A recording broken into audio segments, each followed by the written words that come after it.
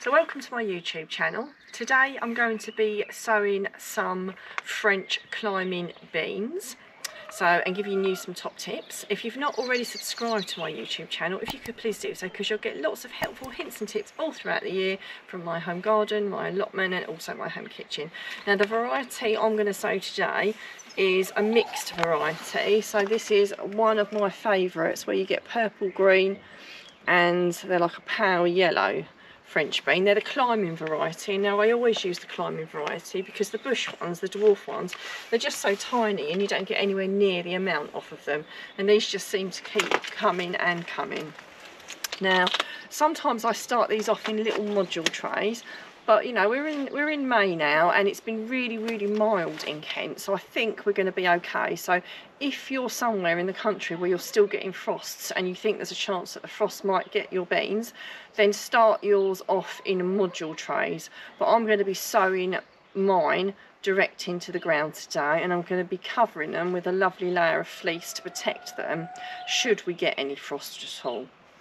So the first thing I do when I do my beans, whether I do any peas, any French beans, any runner beans, that sort of thing, I always soak them first because I find I get far better germination that way. So what I do is I soak the beans overnight in a dish like this, then I drain them off and then I put them between two moist bits of kitchen roll. So and what I've got here, this has been about, I don't know, 4 days or so, and look, you can see loads of them have sprouted roots. Some of them haven't, so I'm going to leave those in there for a little bit longer because maybe they will, but the chances are, in fact I think there's another little one there that's actually, look, you can see, look, it's just sprouted there. So that one's good. So I'll only sow the ones that have sprouted. I'll leave them in there for a couple more days just to see what they do, but you do often find that they don't all sprout. So then what I do is I then obviously put them, I'm putting these straight into the ground, but if you did module trays, you'd fill your module trays up and you'd drop them in. So you just make a little hole in there. Now, they call them magic beans, don't they? Now, technically that is the root, so you're trying to place the root downwards, like so. Don't worry too much, because that's the thing with beans, they're a bit like magic beans. If you don't put them in quite right, bizarrely enough, they will turn themselves around. So don't get too het up whether you've got them in the ground right, or if you're sure whether they're up the right way or not. It's not like when you put bulbs and onions and things in. If you get it wrong, you've really got it wrong. With something like this, it's not such a problem. So there we go, I'm just dropping those in. It's actually quite late in the evening here and it's really quite mild and lovely, and it looks like the chickens are chirping in there.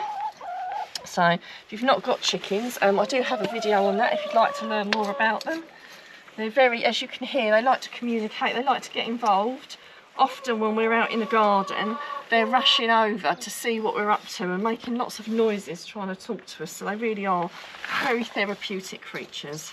So yeah, so you just pop them in the ground, you know, about an inch down, like so. I do them quite close together. This is quite a handy little bed at home. I can grow them up at the allotment, but I quite like growing my French beans at home just because at home it's just a little bit milder, a little bit more sheltered.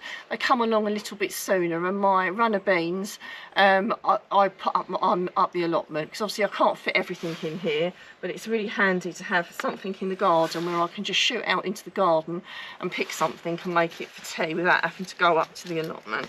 So there we go, so make another little hole. I don't know what it's like where you are, but it's been incredibly dry here in Kent, really dry. You know what comes with having lovely weather, we've not had any rain. We are due to get some, I believe, but you do have to make sure you keep everything well watered, which is what I'm going to have to do with these. I will also put canes in as well. I can't put my canes in yet because they are in a little bit earlier and I'm going to cover them with a little bit of fleece. Obviously I can't put the canes in just yet, but that's not a problem because it's going to be a little while before they're tall enough to need it. Whereas with my runner beans, I usually always get my canes in straight away with my runner beans, ready for them to start climbing up. So I'm nearly done. There you go, just drop them in, like I said, root side down, but don't worry too much if you don't quite get it right. They almost look like little spiders there, don't they? Really quite strange. So I'd really lovely to know if you're growing any beans at the moment. If you've got anything that you do to give your beans a helping hand. Like I say, soaking them kind of was a bit of a revelation for me. I used to have such bad germination with my beans at one point. I used to feel like I was just wasting packets and packets of seed, but soaking them just makes a huge amount of difference. Same with sweet corn. I always soak sweet corn as well, and I find that it, you know, again, it makes such a big difference to the germination. These have actually sprouted quite a lot, but I didn't have to leave it that long. If they'd have just had a little bit of a sprout, that's all you're looking for. It's just the fact that I haven't had the time to get them in the ground. I've had a busy weekend. So it's just been one of those, you know, days where I'm going to do it tomorrow, I'm going to do it tomorrow. I'm sure a lot of gardeners have the same thing. You can't do everything at once, you know. As long as you do get them in the ground, that's the main thing. Everything catches up, so you've got plenty of time to do everything if you've not started already. So, almost done. There we go. That's one of the nice things about this time of year. You can start working, you know, you can be working in your garden a lot later than what you had been with the weather starting to get more mild. So it means you've kind of got like a much longer day to be able to get jobs done, and you can start much earlier in the morning as well, because again, same thing, it's much milder.